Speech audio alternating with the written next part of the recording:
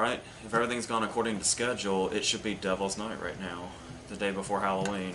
And we've pretty much done most of the franchise up to this point, with the exception of these three and then one more that we'll talk about tomorrow. And then that'll be it. That'll be the month of October.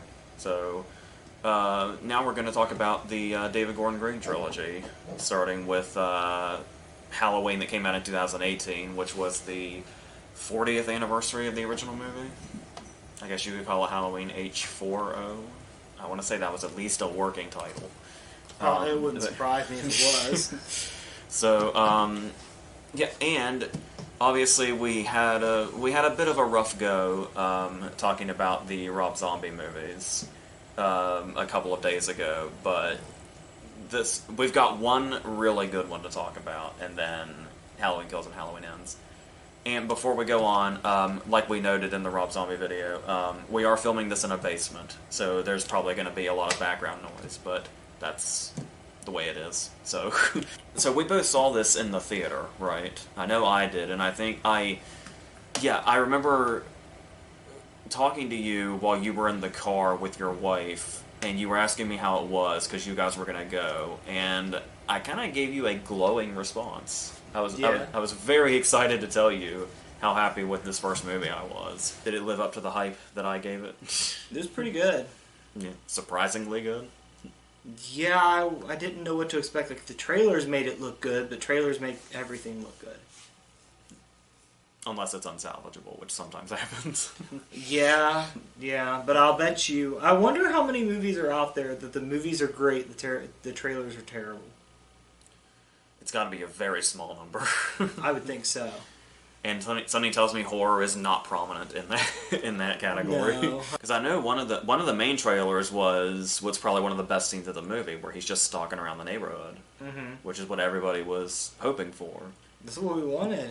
Yeah, especially after the Rob Zombie movies. Yeah, and the way the other sets ended. Halloween Resurrection.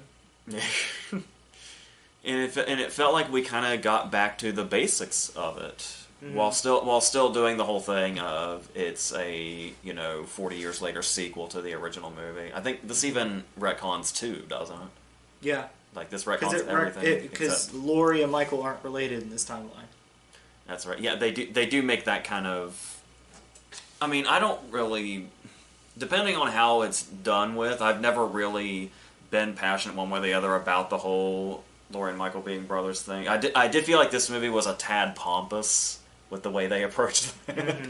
Where I was like, oh no, that's just something some people came up with or something like that. There was a lot of emphasis on some people, but yeah, I'm perfectly okay with the retconning also.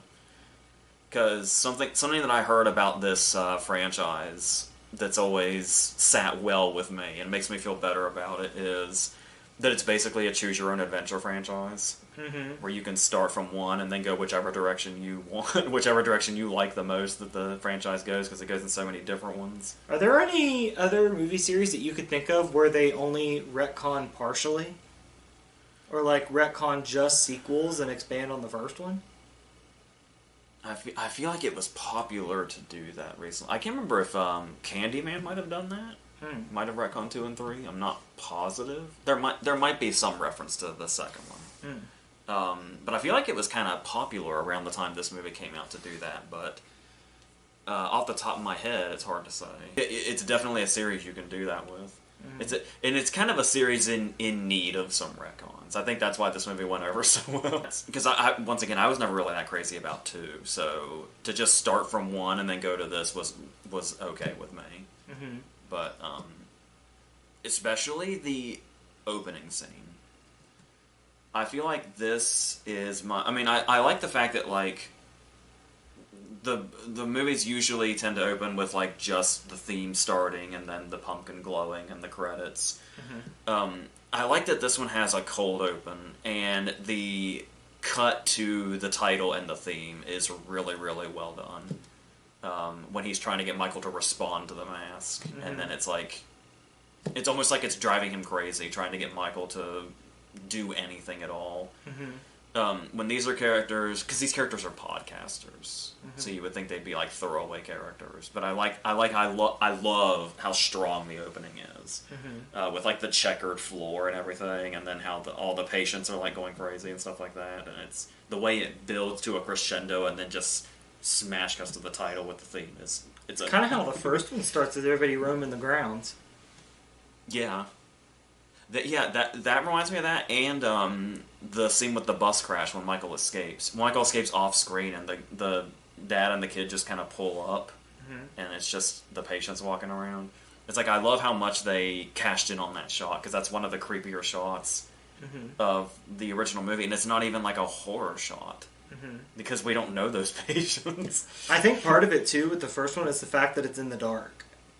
Like, it's nighttime when they're roaming around. I think that adds to it. And in the rain. Yeah. It's like somebody's not checking on these people. So it kind of makes me wonder if, like, Michael pulled, like, a Chief Bromden. That very well could be. Actually, yeah. How did that never occur to me? That's probably how they all got out. That's what's weird, because Loomis is even like, what are they doing out this late and in the rain? Oh yeah, it was probably Michael's escape. Do they say that in dialogue and I just never caught it? Because I watch the original movie every year. I'm not sure. Wow. Okay. Yeah, that makes total sense. But still makes it. It's creepier if it didn't make sense. But I also like that it would make sense if that's the case. Do you think all the callbacks in this one are warranted? Yeah, there's some good ones. Yeah, because we talked about how shitty it is in Rob Zombie's Halloween 2 when Laurie starts to take over the role of Michael. But this does that in a totally different way, where like her granddaughter looks out the window at school and it's Laurie standing there, or that great moment during the climax where Laurie goes over the balcony and Michael looks over and she's gone. It's like I love the way they handle the callbacks. And I think, really, honestly, for a legacy character, kind of like Dewey with Scream 5, they give Jamie Lee Curtis a lot to chew on in this movie. Yeah. That's where the sequels are going to fall short. Where it's like they really set up in this movie that Laurie's going to be a real character study of Laurie. Yeah. And in the second one, she spends the entire thing in the hospital and doesn't really do anything of consequence. Much less than she did in the hospital in the original Halloween 2. Yeah. Which is kind of funny how they were like, oh, we're going to retcon Halloween 2. Well, how's your sequel going to start? Laurie's in the hospital. Yeah, she's going to be there the whole time. And lo and behold, that's how Rob Zombie's Halloween 2 started too. Is he gonna stalk her in the hospital? No, she's just going to be in the hospital with an angry mom. Yep. And connecting with Will Patton. We were talking about, and how we talked about how we were going to get into this too, the dialogue in this movie.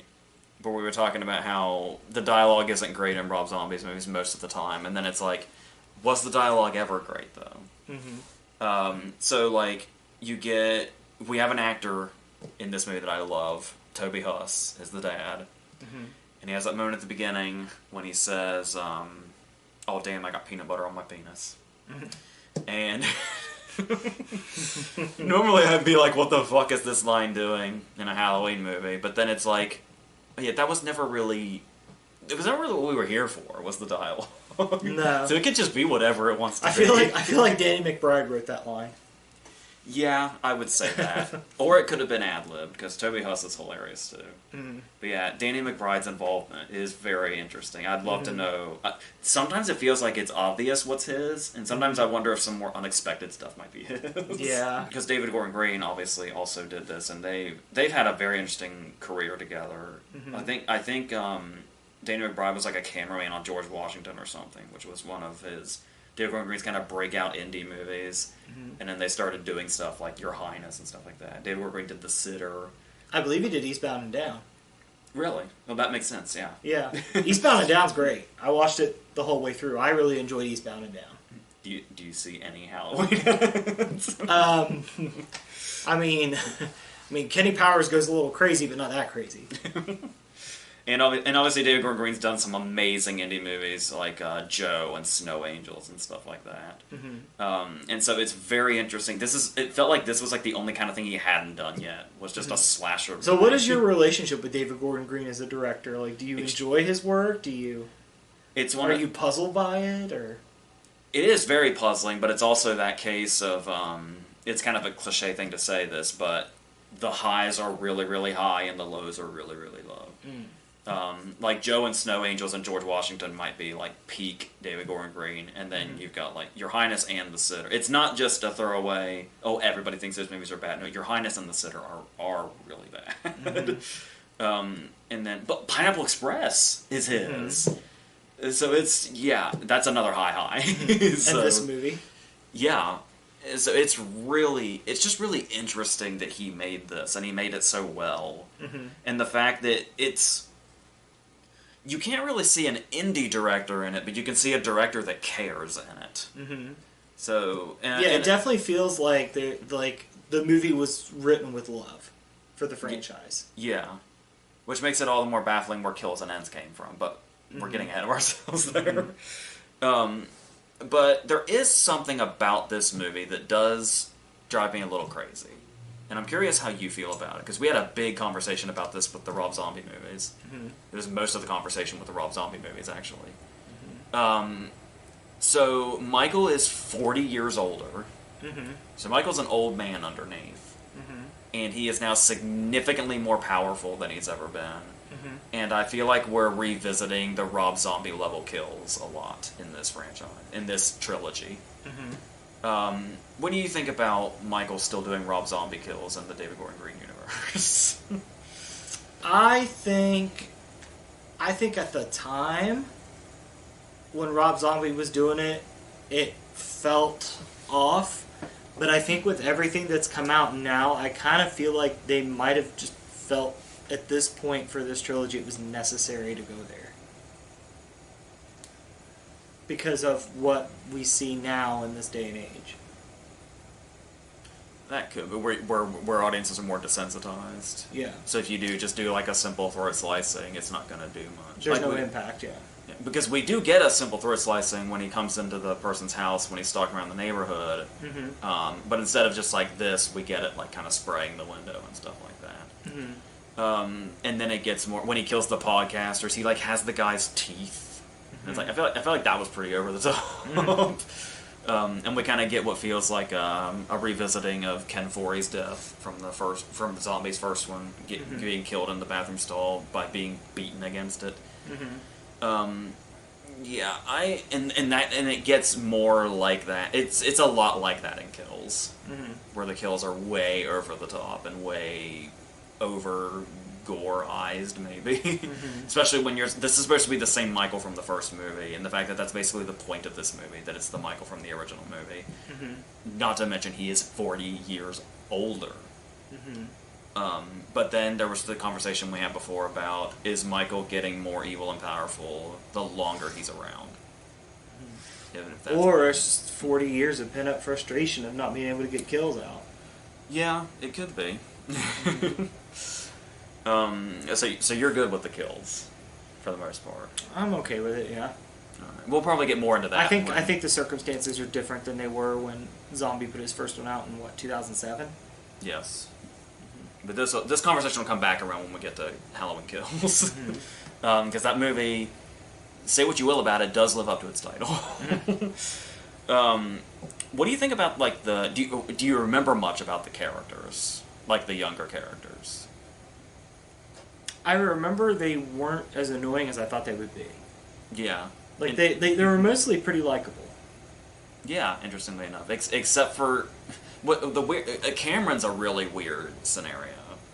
Because, do you remember the boyfriend Cameron? Where they do this interesting thing where they go to the Halloween party and they build up they're going to have a Bonnie and Clyde costume. And then the twist is that he's Bonnie and she's Clyde. Yeah. Which is really funny. But then... And he seems fine this whole time. But then his last scene in the movie is he gets caught. This girl's like kissing him, but he's not really putting up a fight. But then he kind of does like, oh, you're going to get me in trouble. And then when she catches him, he gets weirdly defensive and throws her phone into, like, pudding or something. Mm-hmm. And he seems like a huge dick. Mm-hmm. And then we don't see him again until the opening scene of Kills. So it felt like this weird left-hanging thing when this movie came out by itself. Mm-hmm. That he was just kind of a dick suddenly. And like it's set up like, oh, he's going to get a major kill then. No, we just didn't see him until the next movie. But yeah, and then there was Oscar, who was like kind of the stoner that had the crush. Mm-hmm. He's the one that runs into Michael in the backyard and says, like, he thinks he's the neighbor, and so he says, like, you know, did you ever just really want a girl, but you could never have her? And he says that to Michael Myers. I remember the laugh in the theater when that happened. Mm-hmm. What I thought was interesting, too, was the other babysitter, whose name I don't think I ever caught. The mm-hmm. blonde that was babysitting Julian. Mm-hmm. The really, like, you know... He was like that kid with attitude type, but he was still funny. Mm-hmm. And it's interesting how they actually build a relationship with them in a small amount of time, where they make fun of each other and they give each other shit, but then, like, just as he's going to bed, he's like, you know, you're my favorite babysitter, and she says, you're my favorite kid, and it's like... And then he kind of comes back throughout the series, like, in little doses to say, like, you know, that was... He was genuinely sad about the babysitter dying, and it's like, that's something that wasn't really tackled, was the aftermath of people actually mourning. Yeah. And you don't really see that a lot, except in the case of where they want to use it for revenge. Like, you never see it as just a character existing in this world where they lost somebody they cared about, and this is how they process it moving forward, in a normal way. Yeah. Which is something Halloween Ends really dropped the ball on, but once again, there's so much foreshadowing to what we're going to talk about. Mm-hmm. But yeah, then there's what do you think about the escape after he's escaped? And I'm trying to remember if this is the first time we see him, like, kill a child, like, to where we really see it happen. I don't remember him. Yeah, and we. Well, I mean, most of the teenagers he killed are children, technically. Yeah, this is like I'm not sure how old he's supposed to be. We could probably venture like maybe 12 at the most. At the most, and we actually hear the neck snap, and we see him slump over. I remember that got a huge reaction. Like, holy shit, they showed that. Like, they went there. And not to mention, this kid was getting a backstory when he was introduced. It was like, because he's talking and they had just been out hunting, that's why they have the rifles. And the kid's like, I don't really like hunting, I'd rather go to my dance class. And it's like, this is a kid that was finding himself. And Michael snapped his fucking neck on camera. He found himself in the grave. Yeah. God. And after he had seen I can't remember if it's his dad or his grandpa, but he finds his grandpa with, like, his neck, like, we see, like, the neck bone protruding, and it's wild. So they really set up that this Michael's not fucking around, because that's shortly followed up by him strolling around the neighborhood. I also love that when he's strolling around the neighborhood, just, like, in the background, we see the nurse and the doctor getting into their car to go to the bar.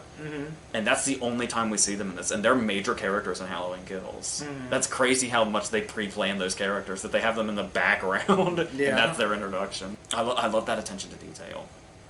So...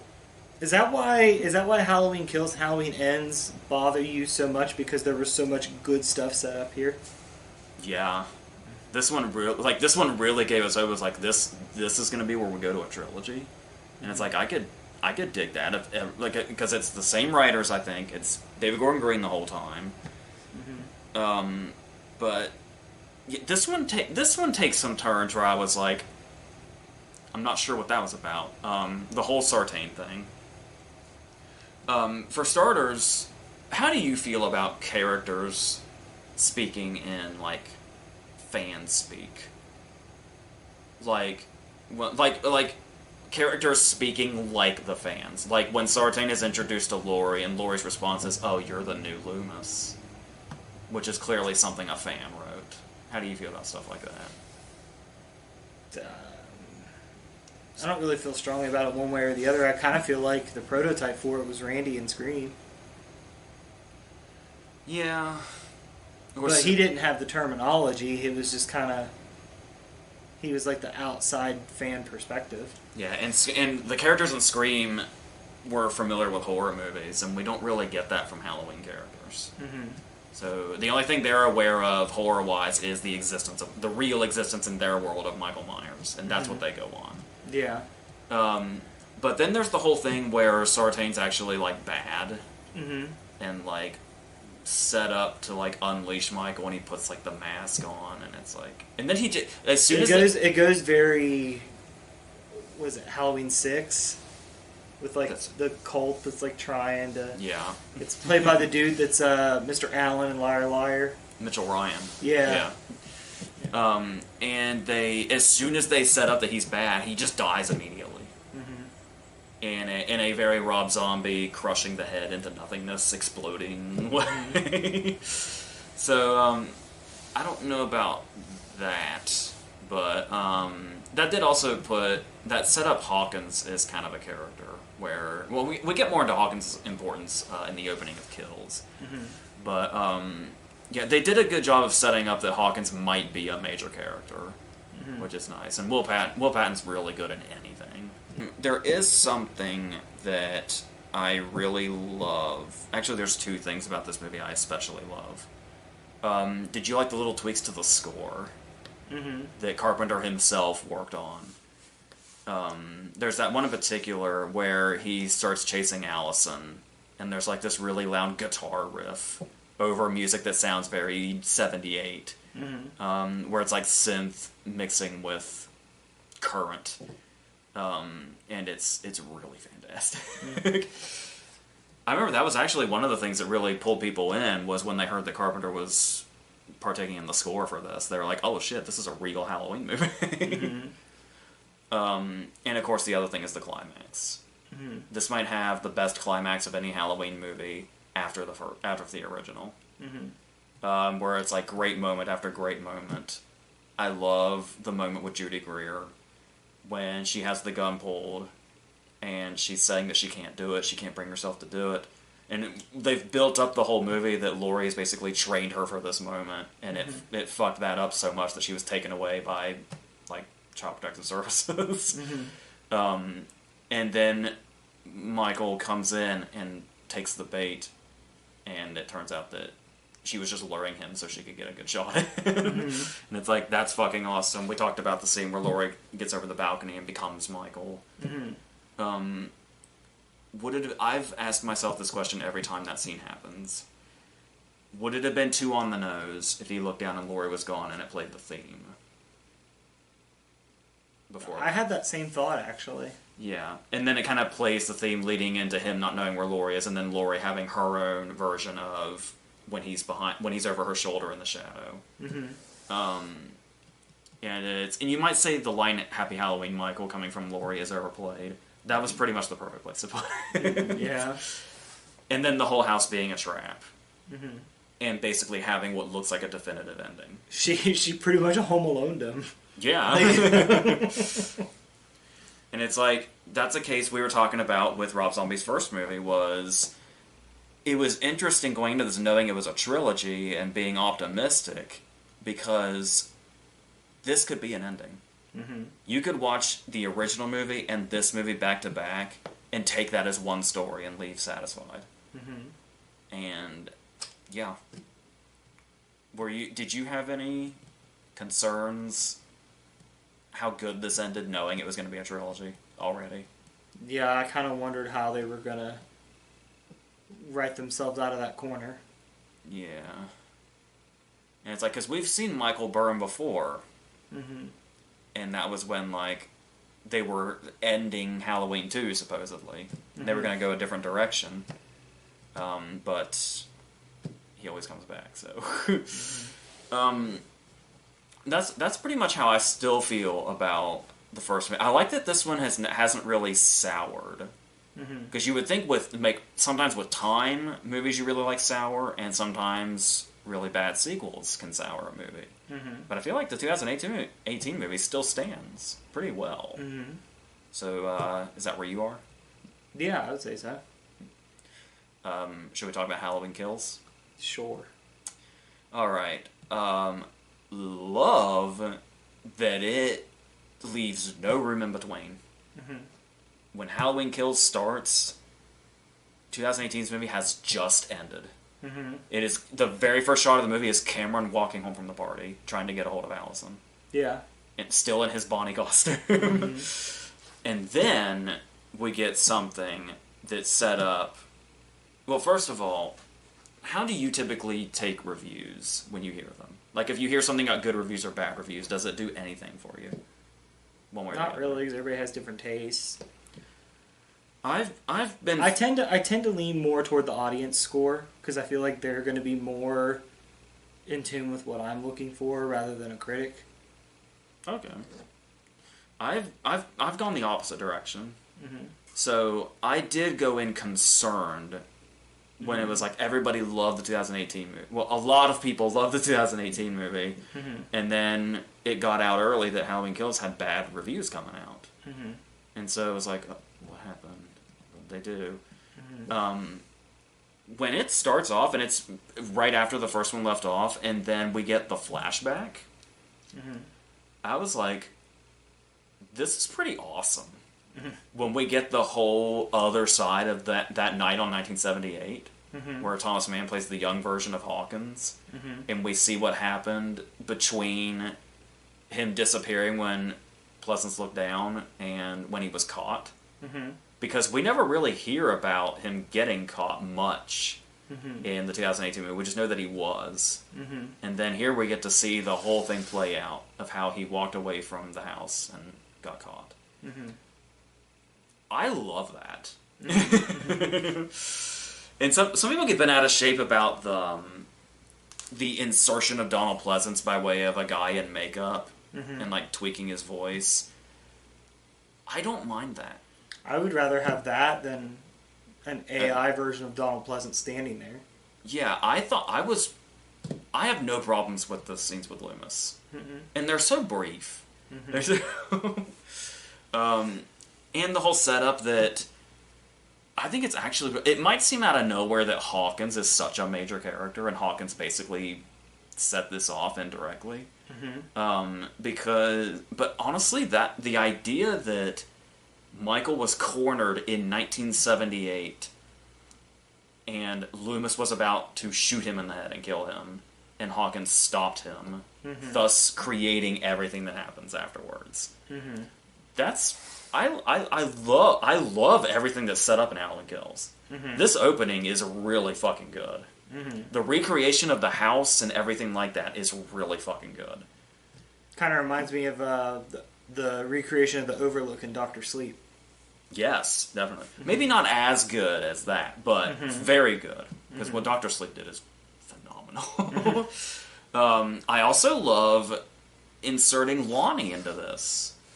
Lonnie was Tommy's bully at school, and then he was the one that ran up to the door, and Loomis said, "Get your ass away from there," and scared him off. Mm-hmm. And it's like, to take Lonnie and make him a major character, and connect him by making him Cameron's dad, too.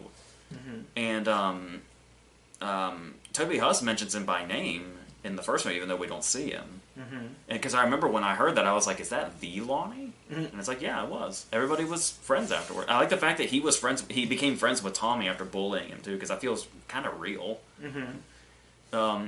So yeah, this whole first chunk of Halloween Kills is pretty fantastic. Would you agree? Yeah, it did set up some pretty cool stuff. It It set up everybody's motivations nicely. Yeah.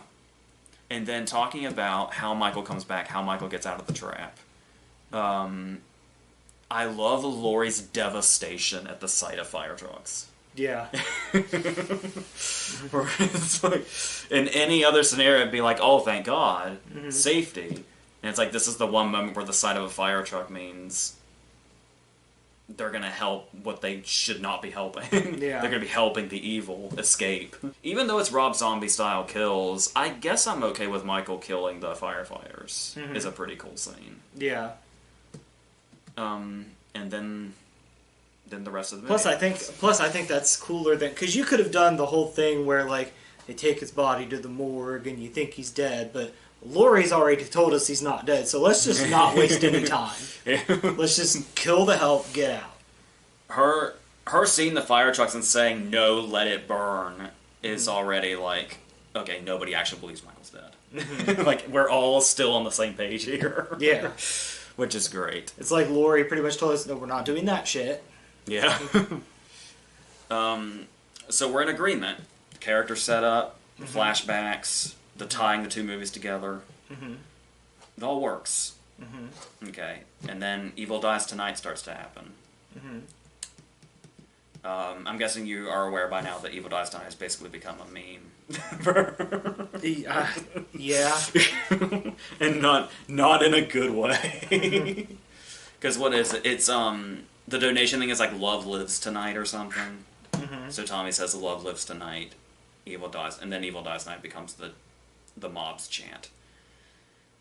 And Evil's not going to die tonight. No. It's just not. How do you feel about returning characters? Like, we've talked before about having connections to characters from, like previously. How do you feel about that? Like, how do you feel about Tommy and Lindsay and... I mean, if it's done correctly, I think it's interesting because those characters were there for the original event, so it would be interesting to see their perspective on it. It kind of keeps it tied to the original when there being repercussions from the original.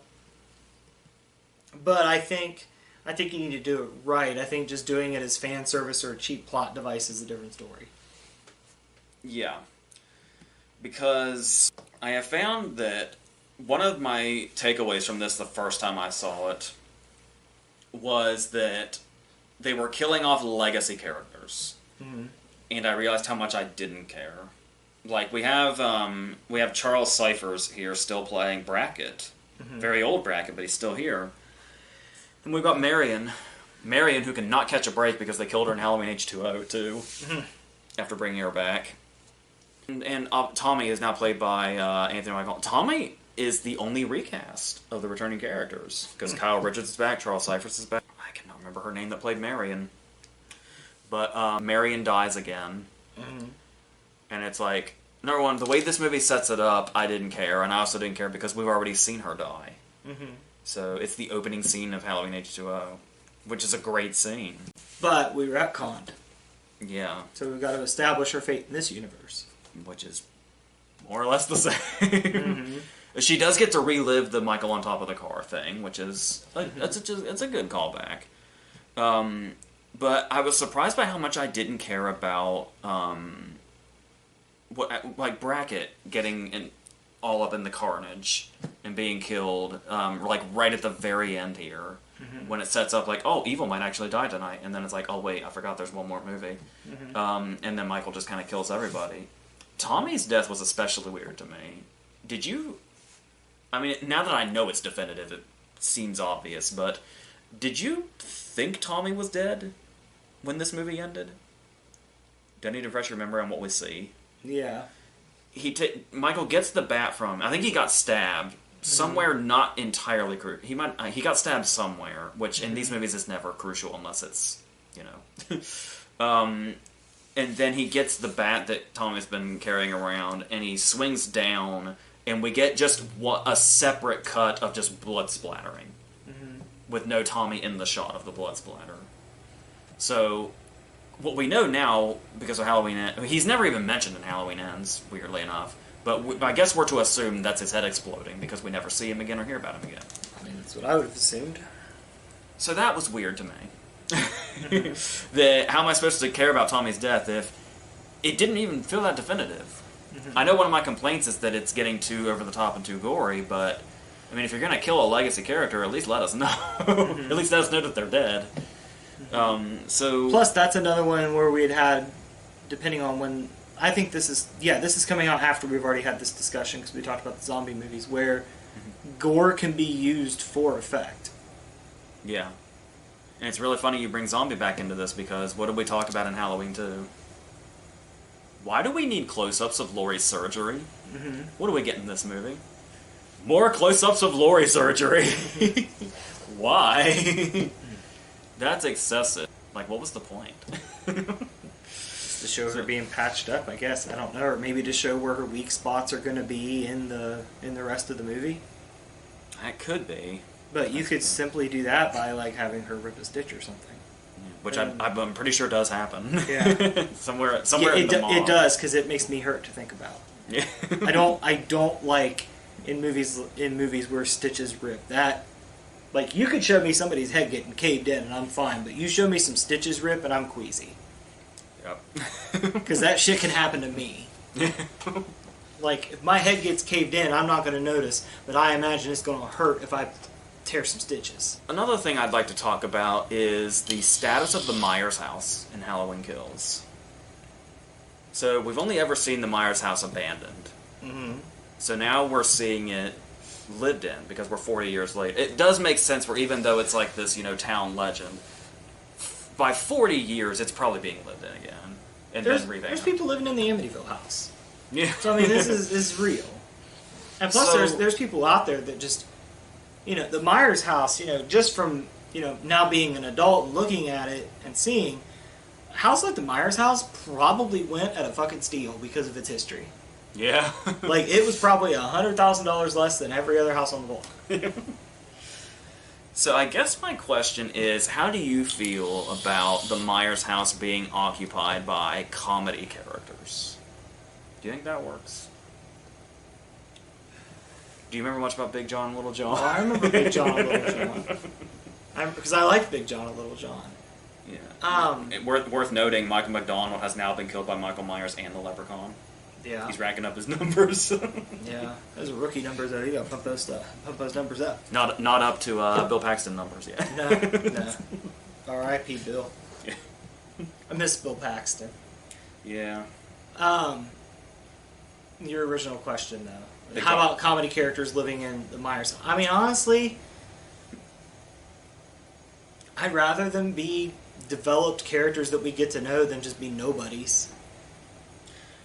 Yeah, because I was thinking about it, and I was like, yeah, it's been 40 years, I guess you can't leave the Myers house abandoned. No. If anything, they would have condemned it and tore it down and built a new one in its place. Yeah.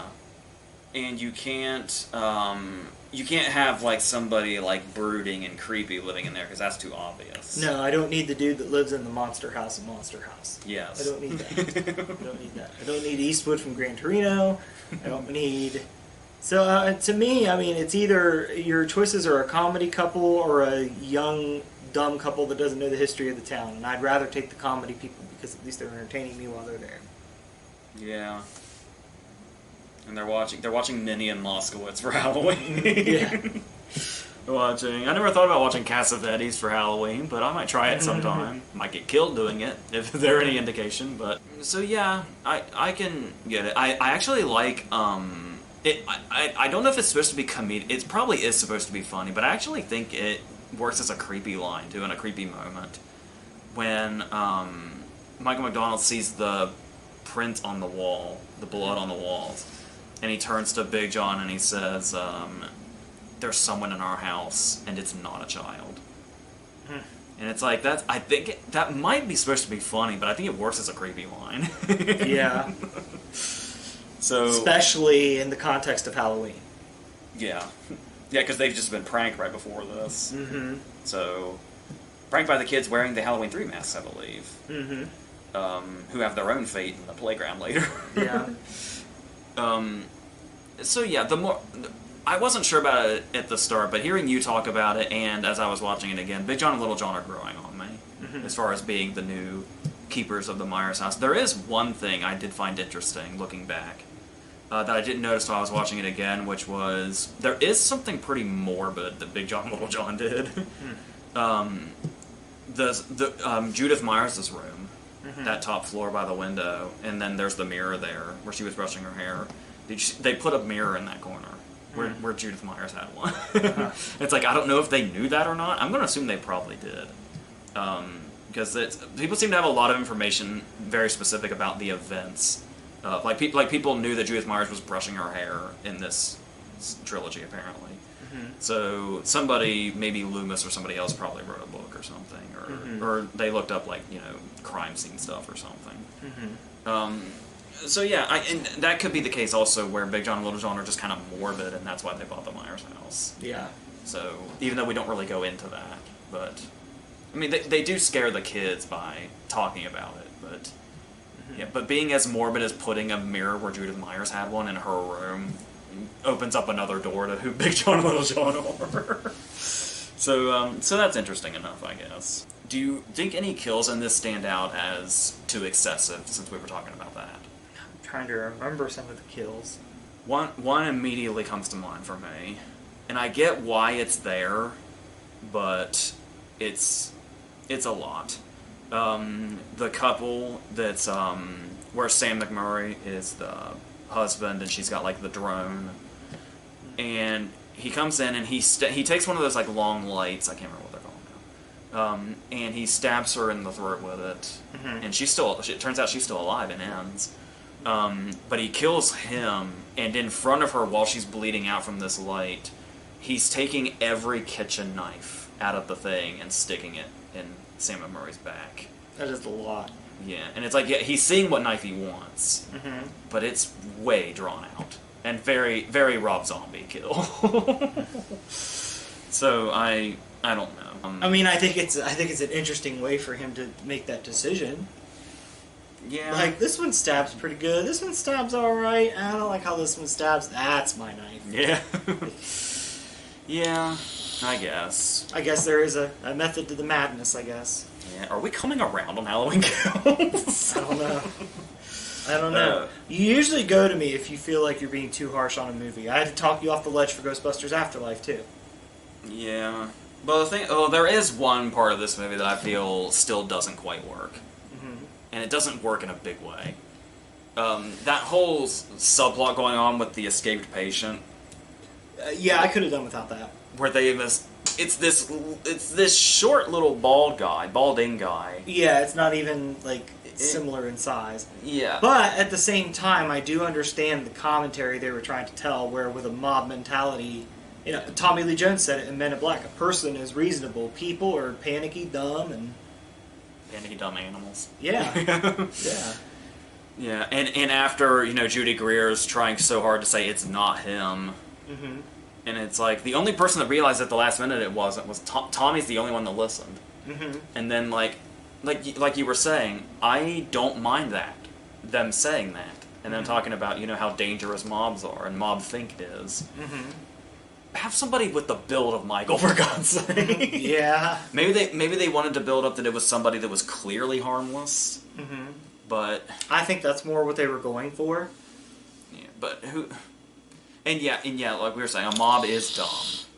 So a mob will say, "Look, a target." Like it doesn't matter. Like you'll see that a lot if you watch, like people where groups are attacking. There'll be people that come in that have nothing to do with what's going on, and they just want to hit in. Yeah.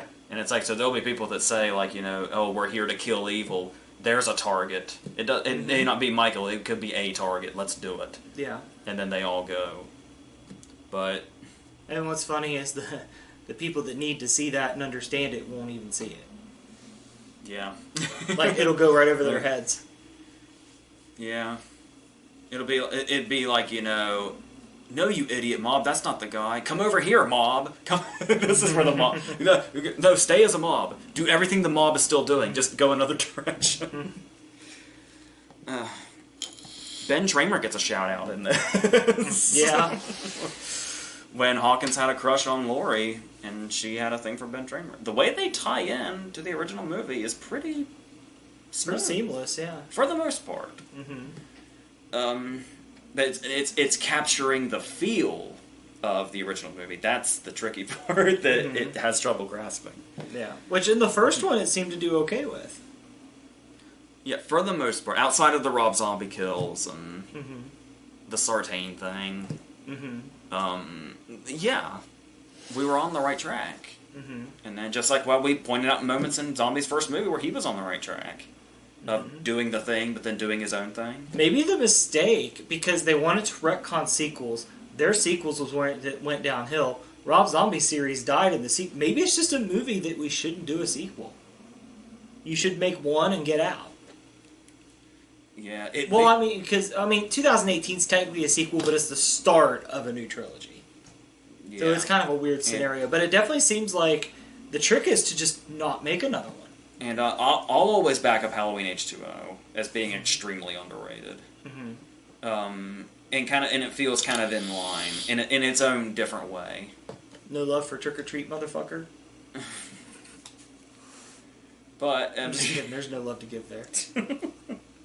Sorry, Thomas Ian Nicholas. Yeah. I do think it's interesting that we have a whole build-up with Lonnie in the opening scene, having a run-in with Michael, giving him a Michael history, and in this movie of graphic deaths, Lonnie's death is off-screen. Mm-hmm. But there is something dark and interesting about that, where Lonnie scolds himself after he realizes, oh fuck, I brought my son to Michael Myers. Mm-hmm. What the fuck am I doing? And then it's like, well, and then Cameron's just like, but, and there's actually this pretty good father-son sort of bonding thing here of, if we're gonna go into the belly of the beast, we're gonna do it together. Mm-hmm. And then it kind of sets in after a while, they both died. Mm-hmm. And it's like, Lonnie did bring his son to Michael Myers and got him and himself killed. That's pretty dark. Mm-hmm. Especially since Cameron took a while to go down. Because it was an attack, then it was an impaling, and then it was the neck snapping. Mm-hmm. And that's what, all in front of Allison, too. I think while you were explaining that, I was sitting here, and I think I realized why the Rob Zombie kills are so prevalent and why it's been a growing trend.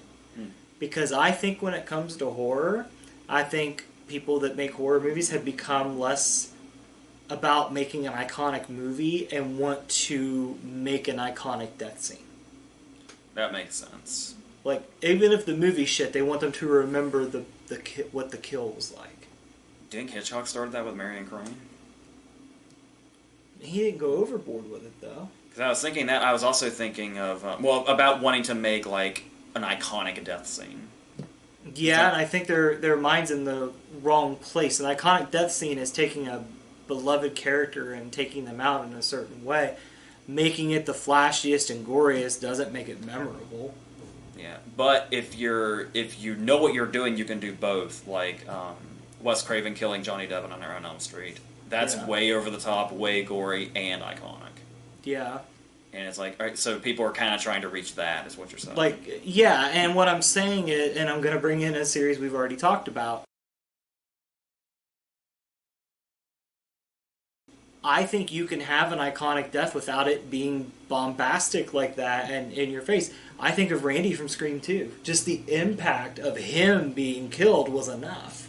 Yeah. We didn't need the bells and whistles and the blood spattering and everything else. It was just the fact that he was gone was enough. A death scene so big, Bob Weinstein told Jamie Kennedy it was one of the worst mistakes of his career as a producer. Yeah. Yeah. Yeah. So I think if you want to make an iconic death scene, you need to go more Randy from Scream 2. You need to take a character that people love and have them, even with him, he was unceremoniously almost taken out.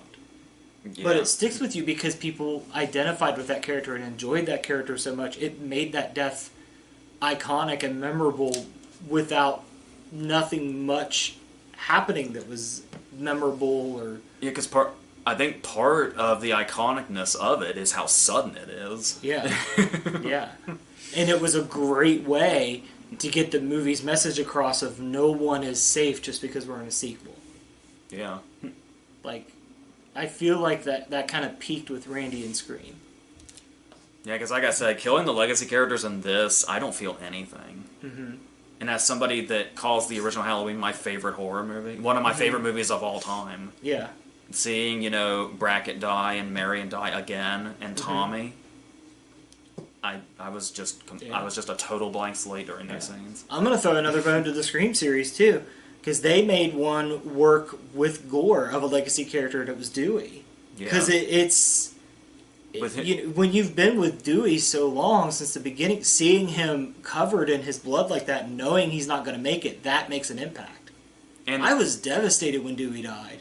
And the fact that Dewey's death had to be gory because they set up, because he came back so many times, they had to let us know he was dead for sure. Yeah. Yeah.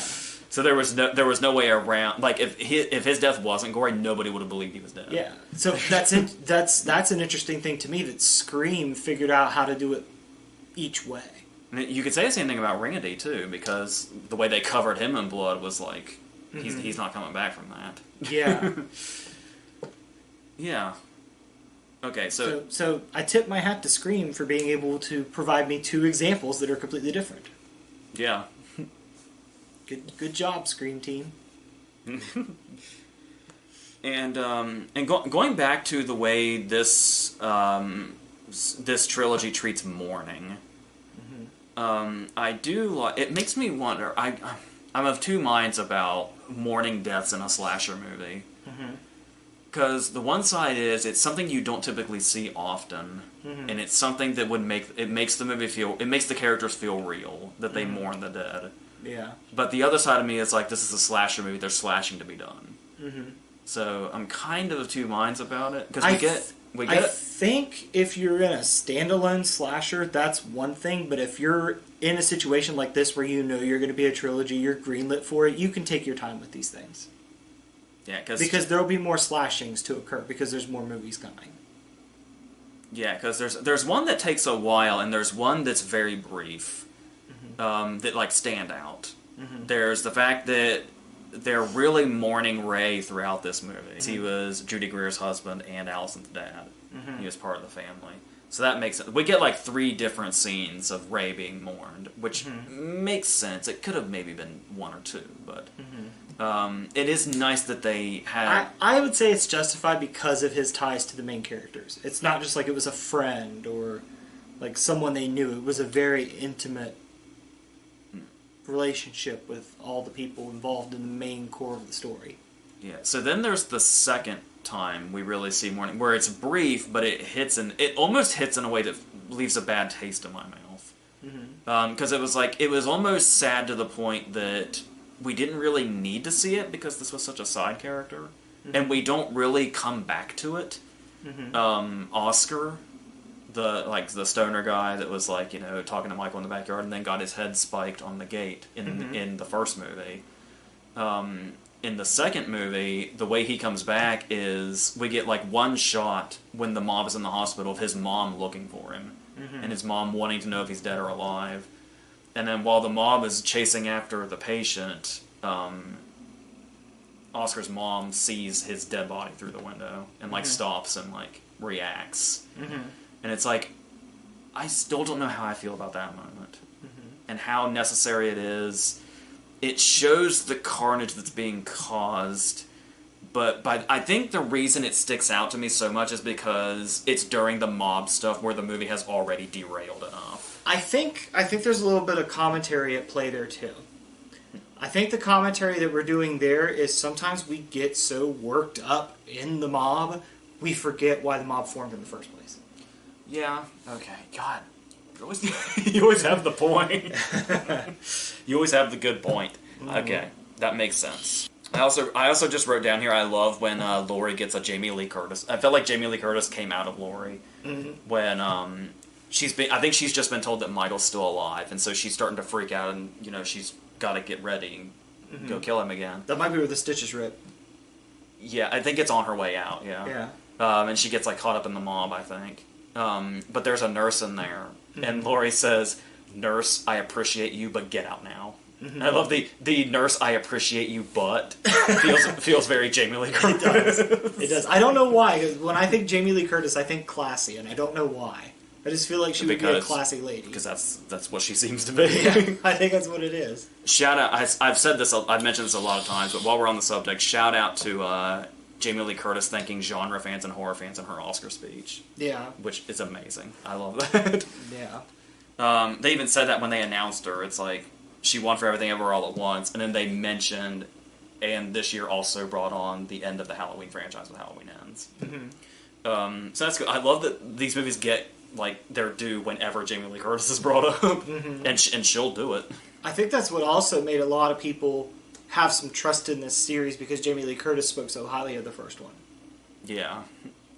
I don't remember her speaking so highly of the second and third one, but I remember her speaking very highly of the first one. She was very emotional doing interviews for Ends, but it was less about the movie and more about what these movies did for her. Yeah. And like how Halloween is the reason she got to be who she is now. And win an Oscar and do all that. Yeah. I only had about 2 more points for kills. Did you have anything else? I like when his mask comes off and we kind of see his face, but he's out of focus. I thought was really well done. Yeah. There's a video on YouTube where somebody tried to suggest that Michael speaks when Judy Greer is standing outside the door with his mask. Where if like you really, really amp up the volume, you can hear him saying "give it back" really, really lightly. I can't hear it. I don't think it's there, but and I don't know why it would be there. But we didn't mention during Rob Zombie's movies there was an alternate ending for his Halloween 2 where Michael did say one thing, and it's an embarrassing alternate ending. Like there's a reason they cut it. What did he say? I think it's when he's killing Loomis. He screams "die." Oh. And then they shoot him, and as he's falling over in slow motion, it plays that slow version of "Love Hurts." And it's that's weird. All the comments are like, "This is fucking hilarious." So maybe people can argue that he does talk in that scene. I personally didn't hear it, and I was really listening. You can hear something that sounds like it. It kind of just sounds like breathing to me. So there's that. And the final scene. Actually, the final scene is okay. The reason the final scene sucks now is because of Halloween Ends. So do we go ahead and segue into Halloween Ends? Okay. So the last scene of Halloween Kills is a pretty... also kind of a shocking moment where Judy Greer is killed. Yeah. And then it just cuts to credits. That was wild. Yeah. To end the movie that way. I know. I was surprised because she was just standing. It felt like it was going to be a fade to black moment, and then gone. Yeah, like her standing at the window was going to be the cut to credits. Yeah. Or maybe at least her and Laurie reuniting. Yeah. Her and Laurie did not get a reunion. Kills Judy Greer. So this is how Halloween Ends was set up. I'm sorry, I don't mean to be one of those clapping people, but this just really gets me. So, Laurie is leaving the hospital going, "I'm ready to kill Michael once and for all." And it's like, oh, Laurie doesn't need any more motivation. She's already amped to go. Holy fuck, Michael Myers just killed her daughter. When she finds Judy Greer, it's no wonder the franchise is going to end. It's no wonder the next one is Halloween Ends. Because Michael Myers just killed Laurie Strode's daughter. Yeah. She is going to fuck him up. And this movie that's been chanting for 2 hours, "Evil dies tonight." Evil dies tonight. Judy Greer has been killed. Laurie Strode's going to take out Michael Myers. It's all going to end. 4-year time jump between movies. Whose call was that, first of all? I don't know. I think there was one more credited writer on this one. There were 4 writers on this one. That it's wild, but much like Halloween Kills, as much as we can attack Halloween Ends, of course, this is about Halloween Kills. We were actually pretty nice to Halloween Kills this time around. I'll be curious what happens when I watch Halloween Kills again. And watch it from the point of views I gave you? Yeah. But that's... There seemed to be one thing about this movie that was unanimous. Before we get the 4-year time jump, we get a 1-year time jump to 2019.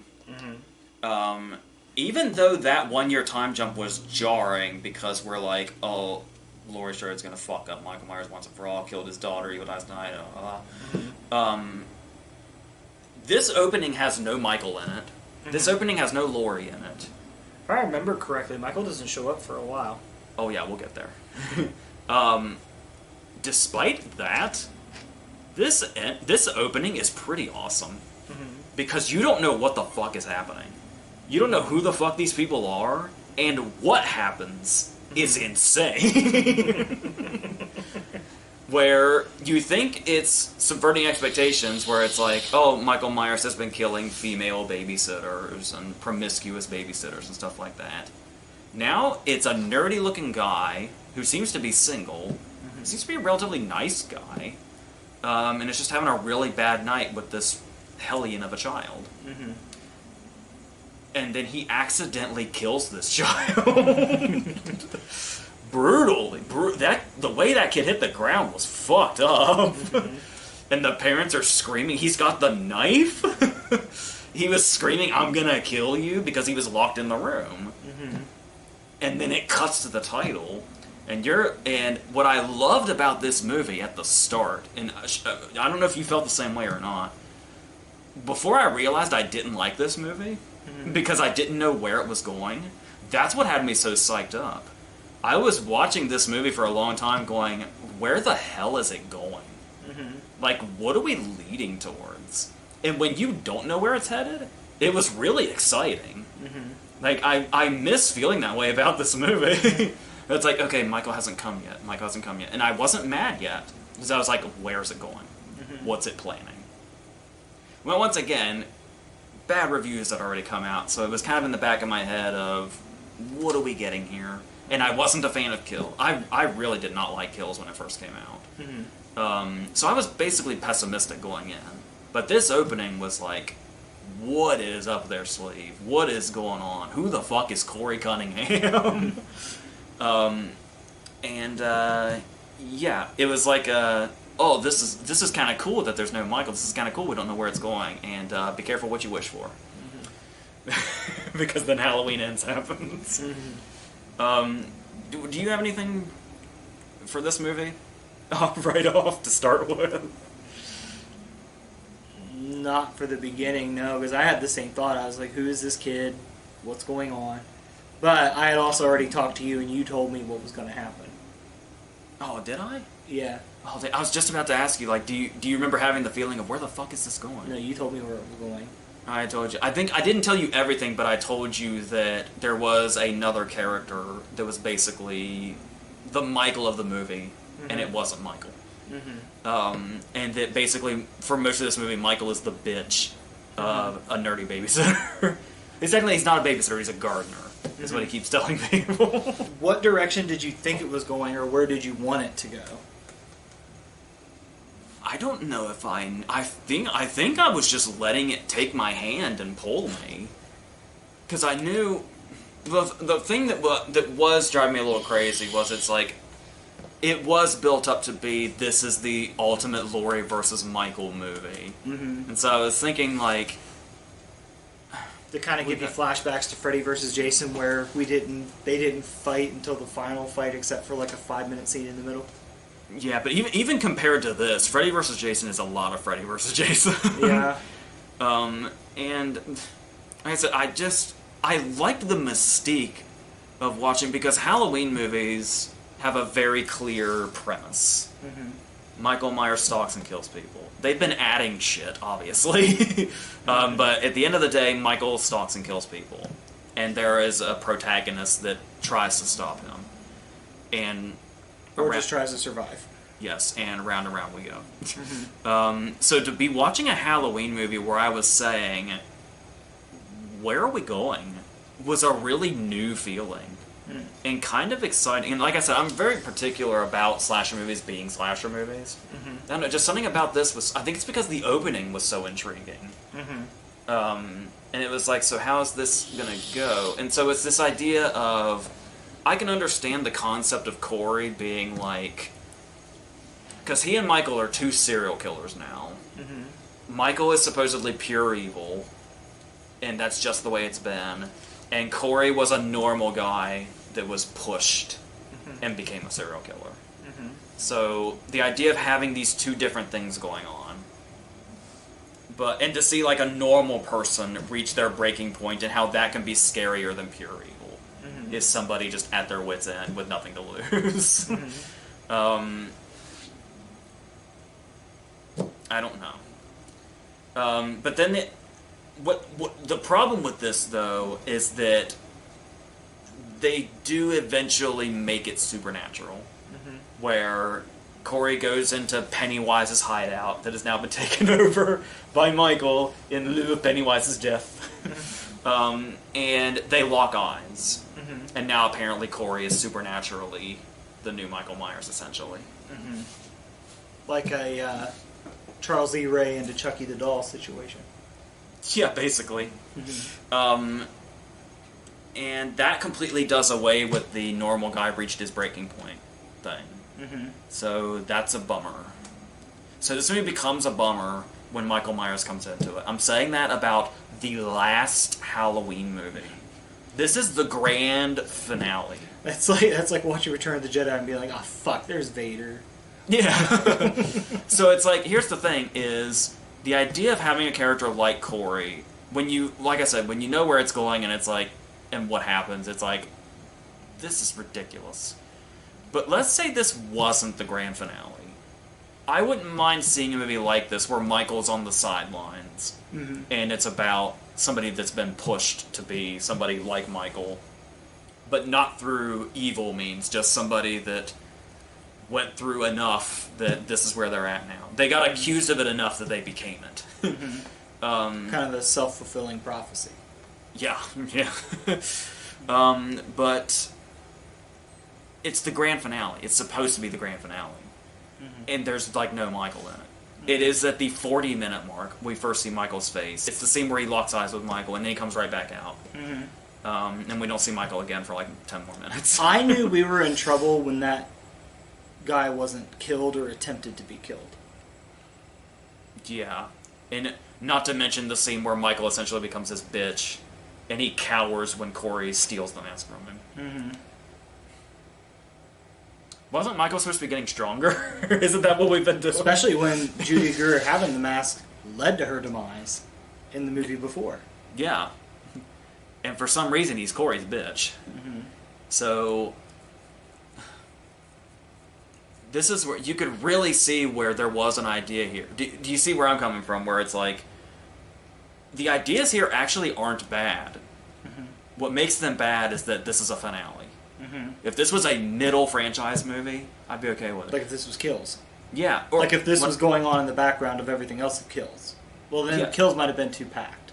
One of my favorite Friday the 13th movies is Part 5, where it's not Jason, it's somebody posing as Jason. And it's a twist that it's not Jason. That's one of my favorite Friday the 13th movies. It's a controversial opinion, but that's the way it is. This could have really worked if it was like, you know, number 5 out of 10. But it's the end. Halloween ends. It's in the title. So that's, yeah. Not to mention talking about Corey being pushed. What's up with his bullies being the band kids? What was up with that? That seems like it was supposed to be some sort of joke or something that I wasn't getting. I think that's commentary that was trying to be made that didn't stick. Like, the bullies don't have to just be the jocks or something. Yeah, that could be. And the audacity of these kids, by the way. Because these aren't just the band kids or bullies. These are the band kids, and they, like, corner Corey in a parking lot. And they're like, hey, you're that killer. If you think he's a killer, I don't think that's how I'd approach it. Well, they have the numbers game. They're still kids, and he's still potentially a killer. That's some audacity off the charts. And they continue to do it every time they see him. Really driving in the fact the reason they're doing it is because he supposedly killed somebody. I don't think... If I was going to bully somebody, wouldn't pick the guy that may have killed somebody. I just don't... I don't know. There's a couple of love stories in here. How do you feel about those? I think it's a little late if you're doing a finale. Yeah. I actually don't mind the Laurie Hawkins thing that much, even though, like you said, it feels very... I mean, they built it up enough in Kills. Was there any indication of it in the first one? Don't think so. Yeah, I think most of the focus is on him introducing Sartain to her. And then... Yeah, and then they get a lot of scenes in the hospital and kills, so it's kind of built up there. Yeah, because they're in the same room. Yeah. But then, as far as they go, the movie's kind of bookended with it. Where we get some Hawkins at the beginning, and then we get the actually kind of nice ending. Mm-hmm. Where it's not like, oh, we're in a relationship now. They're just going to kind of sit outside together. Yeah. And they're not going to be lovers, but they might be companions. Yeah. Which is really nice. Mm-hmm. On the other side of that now, we have Allison's instant attraction to Corey. Mm-hmm. What the fuck? She's going through shit. I guess. But it's the one thing where, okay, so her excuse is that he's been through things, like she's been through things. Mm-hmm. And she doesn't believe he's a killer. Mm-hmm. But this instantaneous locking eyes thing, and she gives him, like, it's not just a locking of eyes thing, she gives him the fuck me eyes right away. Mm-hmm. And it's like, I don't know if it's a supernatural Corey thing where locking eyes transfer something. It happens with Michael and her. But, and I don't know, and the idea that what she's been through, he's an odd person to get immediately, at first sight, attracted to. And it feels completely out of nowhere, even if she is... I guess she's supposed to be in high school, right? Mm-hmm. But now we're 4 years later, though. So she's an adult. I think she had a job, right? She was like a nurse or something? Yeah, like a nurse's assistant or something. Yeah. Yeah, or a doctor, yeah. So she's a young adult. Yeah. Mm-hmm. So yeah, okay, I guess she's still making stupid decisions, especially in love or whatever she wants to call it, but... It's still interesting that you were chased by a serial killer, your mom was killed by a serial killer, first person you go after is guy accused of being a killer. I know fucked up things like that happen, but Allison seemed pretty... I guess, the movie decided to time jump, so we don't know how Allison dealt with this. Yeah. So... That is a big piece of the puzzle missing.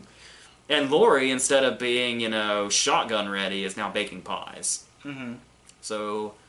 A lot happened in this time jump to change these characters. Well, she kind of had to go into more of the grandmother role than the avenging role because Mom's out of the picture. Yeah, I guess. And Lori probably felt that her services were... Or not services, but her presence was best needed there rather than going out and essentially hunting a ghost. Yeah. What do you think about the connection between Lori and Corey? Where there's that first scene outside the gas station after he gets, attacked by the bullies. Mm-hmm. And she, is nice to him. And she says, I've been through it, you've been through it, we've been through it. Mm-hmm. And it's kind of this nice thing and this nice connection. And then they're connected in other ways because they're both getting confronted by... They've both been outcast by the town. Mm-hmm. Because there's the woman that was stabbed in the throat and kills. Mm-hmm. And Lori's confronted by her outside the store because they said, you set Michael loose, you caused this. You got her husband killed, and you made this happen to her. She'll never speak again because of you. Mm-hmm. And on the other side of that, there's the scene where Corey goes to the bar, and he's having a good time with Allison, and then he gets confronted by that kid's mom that he supposedly killed. Yeah. And so, it seems like he has more in common with Lori than he does Allison. So, yeah, and Michael. Yeah. So, the whole Allison thing with it definitely seems right to make Corey have connections with the major characters, except Allison. And Allison's the one they really, really went for. Well, she's in his age group. She's the most vulnerable to him. And she's gonna be the one that shows him a good time so that he can build himself back up just to fall down even further. Yeah. Okay. Yeah. Okay. Fine. You're like a movie lawyer. Like you're getting these movies out of jams so quickly. All right. What I actually like also is to kind of counter the scene where Corey gets confronted by the mom, is when they talk to the dad. Mm-hmm. And the dad talks about how he's kind of been in a different place in this situation because he was built... He didn't like the way the town turned on Corey because he didn't like that what we saw in Kills, where the mob made Michael their problem and their pain. He says, I didn't like that the townspeople made my pain into their pain. Mm-hmm. That's saying something. Yeah. Like, there's something to be had there that basically sums up what Kills was trying to say for 2 hours that a guy could say in one sentence. Yeah.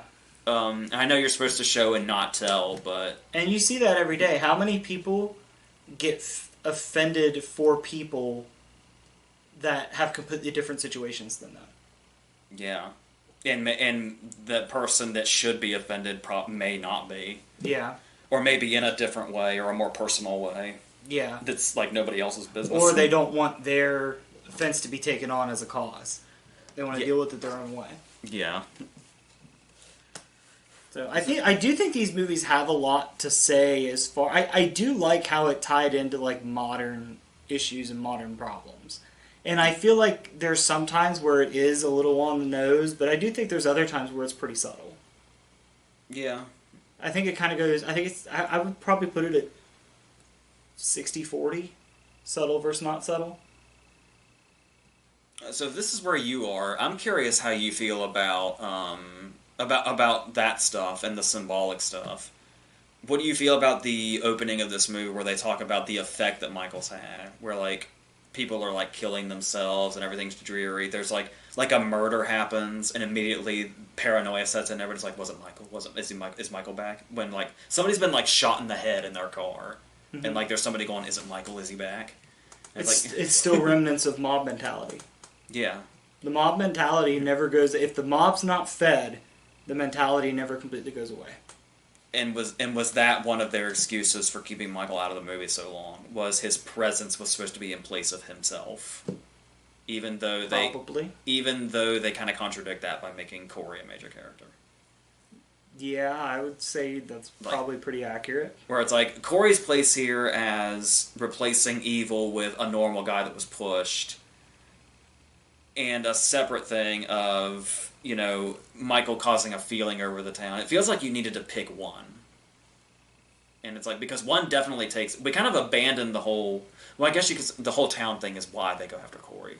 Mm-hmm. So, okay. It's a very mob mentality town because of the trauma that it's faced. Yeah. And then they end up making another serial killer. Mm-hmm. Okay, it's coming together a little bit. Mm-hmm. There's still stumbles along the way, but it's... Yeah. It's. I mean, I never said these things were done well. But we're getting... you gotta, you know, you can't just stick the landing. The execution has to be good, too. Yes. So, this is saying a lot.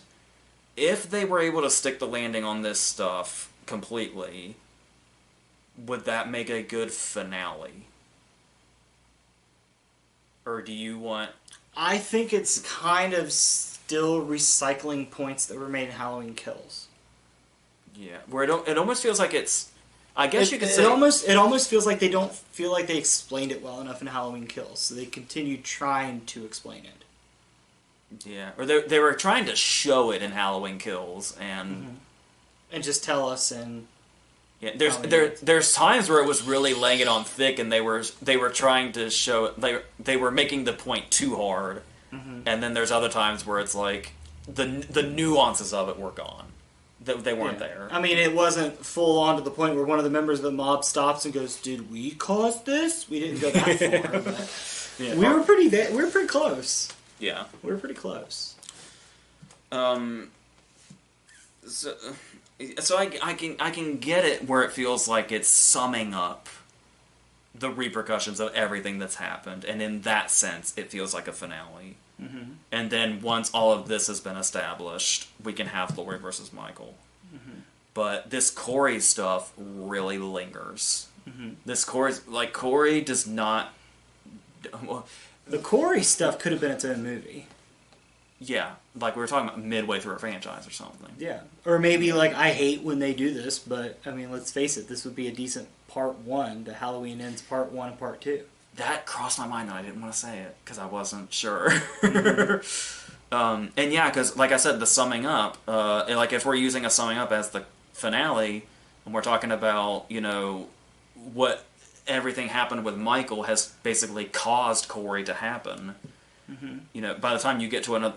if Corey can be his own movie, then you have one more part to say, this is everything this caused. You could even make it work. And now it's coming full circle to Laurie versus Michael. You could even make it work to where all of part 1 was about Corey, and I know you don't like Michael, as you put it, being his bitch, but you could work with that in part 1, because what a way to end part 1 with him turning and killing Corey to set up part 2.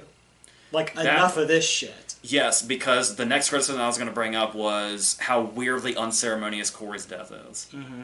And the fact that he makes it to the end, and his death is unceremonious. Yeah. I mean, you could have done a repeat of the Judy Greer kill.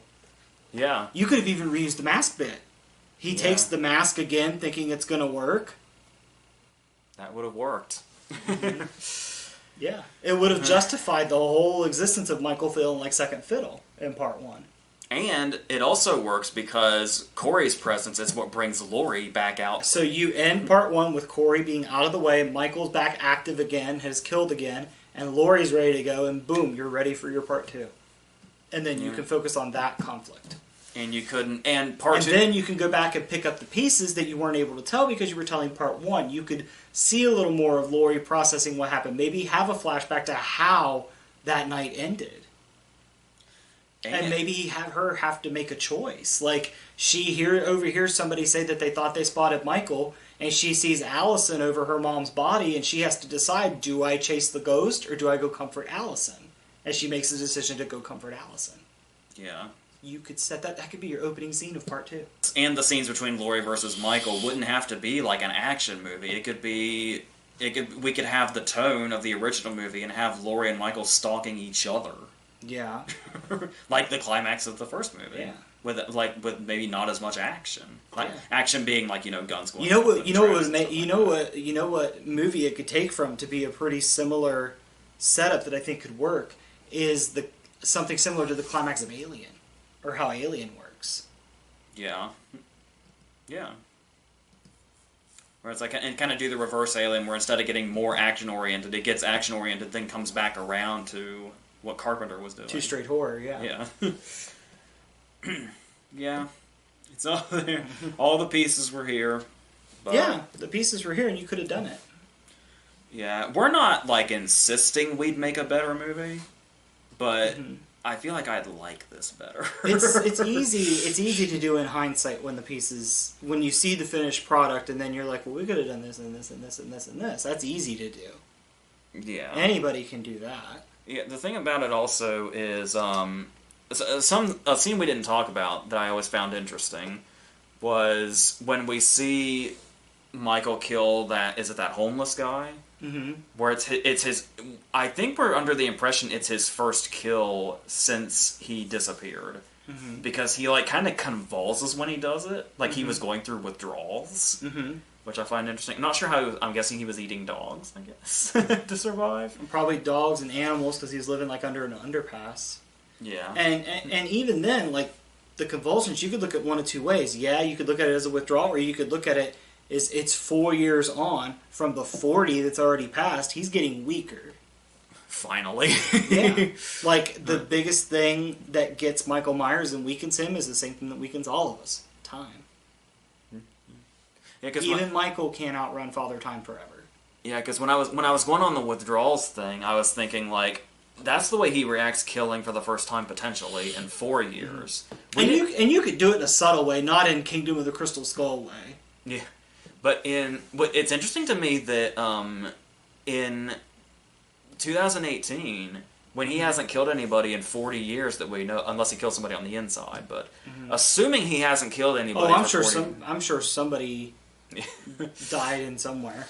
Let's assume he hasn't killed anybody in 40 years. Mm-hmm. He's just been staring at the walls waiting to come out. Mm-hmm.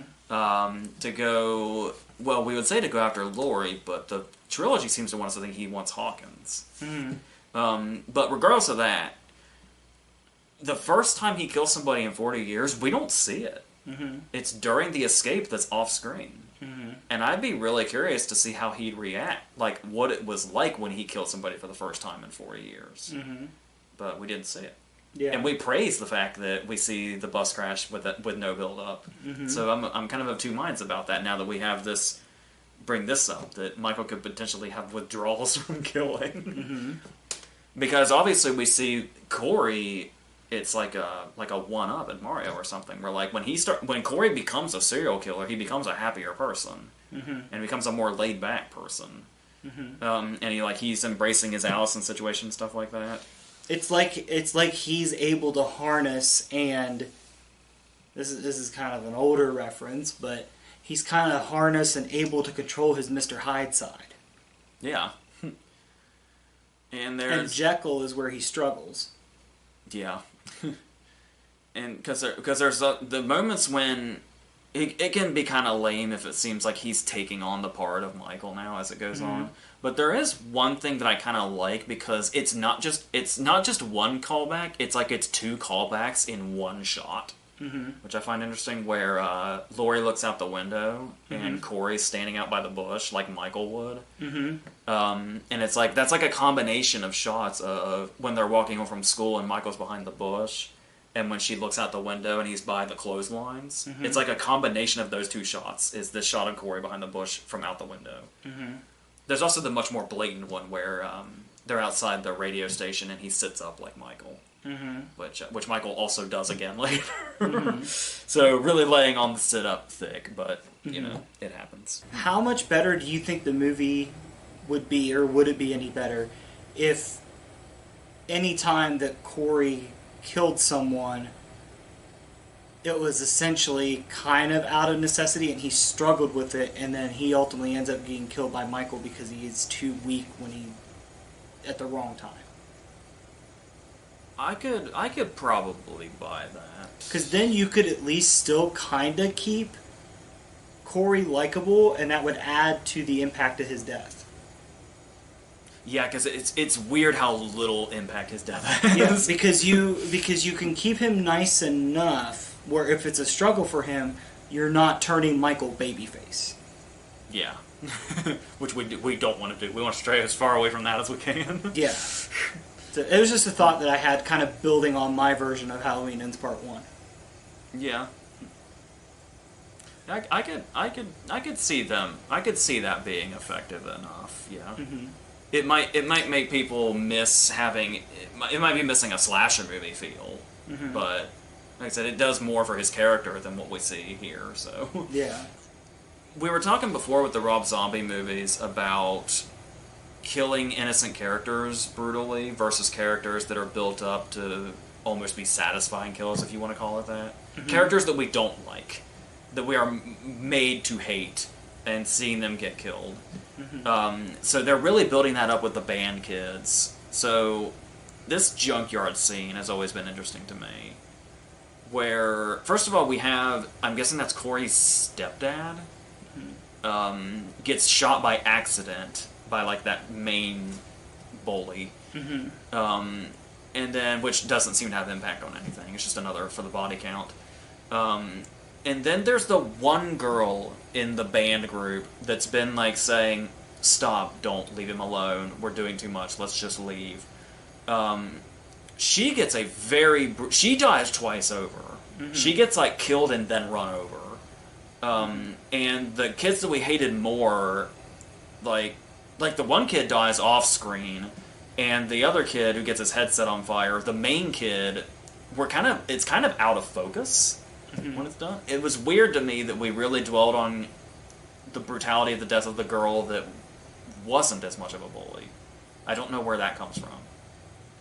But we kind of had this conversation with the Rob Zombie movies, but do you have anything to add to that? Or I can't lawyer a way out of that one. And then we have Corey's mom, who's a fucking weirdo. Like she's obviously she played a part in him snapping too.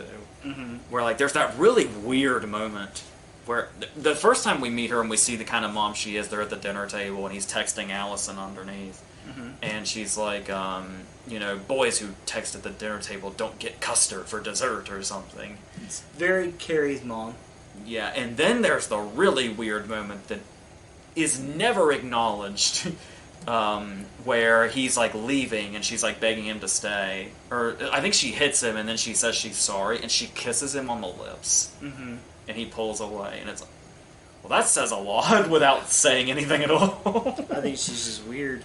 And then, here's the thing about that is, I think he kills her. It's weird to me we built up a character that might be this much of a catalyst in the way Corey is, and I'm vaguely remembering that he kills her because I think it's off screen. But that girl in the group who wasn't much of a bully and tried to call the bullies off, we gotta watch her get run over after she's killed. It's a weird... There's no balance to the kills. I don't get it. Can I go back for a second? You could set up that Corey's too weak by having Corey want to kill his mom, and Michael does it. And that's when Michael starts to see the weakness. Yeah, easily, we could have done that.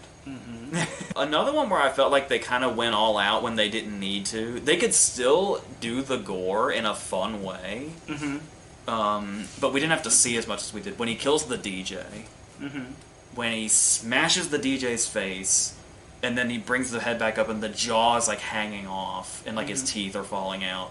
And then we see in full detail Michael cut his tongue off. And then he puts it on the record. And then it's spinning on the record, and whenever it goes under the needle, you hear it like go out for a second. And then you hear, I think Allison or somebody hears that on the radio, the record like skipping because the tongue is on it. We saw that whole thing play out and all that gore, the jaw coming down, the tongue getting cut off. Wouldn't it have been much cooler if we saw Michael coming up on the DJ and then it cut to Allison in the car and we just hear the skipping record? I was just sitting here thinking that. And then it just cuts to his tongue on the record, and that's all we see. Yeah. Would have been so much better. There was way overkill, literally, on the DJ. I think that might be about all the points I had for Halloween Ends. What do you think of the way Michael meets his end? Very... I mean, it feels pretty final. The Shredder feels final. Just sort of... I can get... Okay, this is one of those things where I can understand if I was writing this movie, it would feel like final to say they lay him out on the kitchen table and they cut like his major arteries and they just let him bleed out. Like, just kind of as a final... Like, it's not big, it's not this gigantic moment, it's just we wait it out until he's dead. And then we do the big thing. Just to be sure. The big thing is to make sure he's dead. But we want to just almost downplay it, just to make sure we've done the job without getting out of hand. Because when we get out of hand, Michael gets away. We saw that at the end of Kills when we thought we had him. And then Judy Greer left the knife in him like a fucking moron. And he was able to take it out and take everybody out. So it's like, we gotta be very careful about how we kill Michael. Playing out cinematically felt very underwhelming. Like I said, on paper, I completely understand that choice. But I don't think it works dramatically. So, the procession is great. Throwing him into the shredder is great, and then the mask. No, she keeps the mask, which is fucking weird. No, she should have thrown the mask in after his body. But whatever. Unless the mask was the source of his power. How do you feel about how they killed him? I mean, I kind of agree. It does kind of bring the climax to a halt when he's just laying there bleeding out. But I agree with you on paper and what's been set up, and the way you explained it with being rational, and I think it does work. But like you said, I think for a cinematic end, it kind of feels underwhelming. They put all their cinema into the procession and the shredder. Yeah, like you can have like a subtle demise like that. Like it worked for Thanos in Endgame. It was symbolic because that's how everybody else went out. Like, so I mean, you can make something like that work, but for somebody as violent as that, it is going to come across underwhelming when you do the logical thing. It's funny. It's the thing that we would, watching a movie, why are they not doing this ends up, why they don't do it, because it brings the movie to a halt. It's like, it's back to what you said, be careful what you wish for. If you want a logical horror movie, it's gonna be slow, and it's gonna be quiet, and the logic's not gonna be any fun. But I do like that we got the shredder on top of it, because I think definitely if you just let him bled out and they're like, well, that's it, that would feel super underwhelming. So at least we followed it up with the big act of the, oh, good lord, yeah, that should do it. We even see his head just completely, because that's the thing, is go for the head. Yeah, yeah. And if you That's want to, you could even have a little fun with that if you want to. This is probably too far, but imagine that when he goes down, like, you see, like, the remains underneath, and a dog comes up and starts eating him, because he was eating dogs. Oh, yeah. Like I said, Or you at don't, least- you don't need to do that. By that point, he's probably licking him. Yeah, yeah. But dog piss brought back Freddy Krueger, so we gotta be careful. Yeah, and you don't want, like, the dog to take a bite of him, and then all of a sudden, like, his eyes glow, and it's like, oh, there's Michael now. Like, you don't want to do that. Oh, God. Because somebody would pick that up and run with it. If we were still in, like, the late 80s or early 90s, that's the direction we would have gone. So then you end up with a Halloween sequel that's a dog running around with a knife. And wearing the mask. Yeah. It's gonna wear the mask at some point. Yeah, yeah, and then it's looking like Son of the Mask, and then it's completely broken. There's no fixing it. All right, so as you may have guessed, there is one Halloween movie we haven't talked about in the last few days now, and there's one day left of this month. So what do you think that means? So you'll know what'll be here tomorrow for you if you should feel inclined to look at that. And then the month of October will be over. So then we'll be in November, and award season may or may not be happening. We'll see what happens. And then we'll go from there. So while we're talking about this, the strike is still going on. I'm assuming the strike will still be going on October 30th when this Yeah, goes out. it looks like there's not an end in sight. Okay, so that's where we are here. So anything else? Nope. All right. One more day till Halloween, Halloween, Halloween.